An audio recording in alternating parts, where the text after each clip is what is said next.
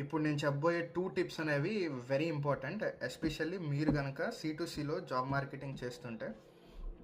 I can understand చాలామందికి సి2సి marketing అనేది ఇష్టం ఉండదు. బట్ వీసా స్పాన్సర్‌షిప్ ఇదొక్క రీజన్ వల్ల సి2సి మార్కెటింగ్ అనేది చాలామంది చేస్తూ ఉంటారు. సో 2 టిప్స్ ఏంటంటే, first thing quantity of unknown అనేది చాలా ఉంటుంది సి2సిలో. ఎందుకంటే వెండర్స్ కానీ ఇనీషియల్ స్క్రీనింగ్ కాల్స్‌లో కానీ క్లయింట్ ఎవరో చెప్పరు. పే రేట్ అనేది తక్కువ ఇస్తారు. ఇట్లా వేరియస్ అదర్ థింగ్స్ ఉంటాయి. I will call this as quantity of unknown. So quantity of unknown ఉన్నప్పుడు బాల్ ఎప్పుడు మీ కోర్ట్లో ఉండాలి, వాళ్ళ కోర్ట్లో కాదు, గోల్ కొట్టాలి. సో అది ఎలా చేస్తారు? మీరు ఇంగ్లీష్లో చాలామంది they are not proficient or it is not your first language.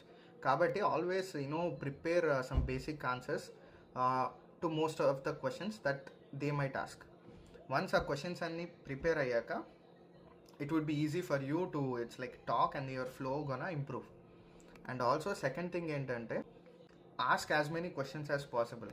ఎందుకంటే వాళ్ళకి కనుక కంట్రోల్ వెళ్తే మీకు it might be hard because ఒక అన్నోన్ క్వశ్చన్ అడిగితే ఎప్పుడైనా ఇంటర్వ్యూ ఆర్ స్క్రీనింగ్ కాల్ అనేది పోవడానికి పాసిబిలిటీ ఉంటుంది. సో మోస్ట్లీ వెండర్ కాల్స్లో అయితే ఇలా చేయండి. Keep some questions and keep on asking them. That is one way. Second thing ఏంటంటే, పే అనేది చాలా తక్కువ ఇస్తారు కొన్నిసార్లు. It is completely acceptable because that is how సి2సి వర్క్స్. లేయర్స్ అనేవి ఉంటుంది. ఒక్కొక్క లేయర్ నుంచి పాస్ అయ్యే కొద్దీ మనీ అనేది కట్ అవుతూ వస్తుంది. నెగోషియేట్ చేయండి. ఇట్స్ లైక్ ఎక్స్ట్రా $5 నుంచి ఒక $20 వరకు అడగడానికి ప్రయత్నించండి. స్ట్రాంగ్గా అడగండి. ఎందుకంటే కొన్నిసార్లు బెంచ్ సేల్స్ రిక్రూటర్స్ కూడా ఐడియా ఉండదు. వాళ్ళ కమ్యూనికేషన్ స్కిల్స్ కూడా బ్యాడ్గా ఉంటాయి. So they might not be able to negotiate.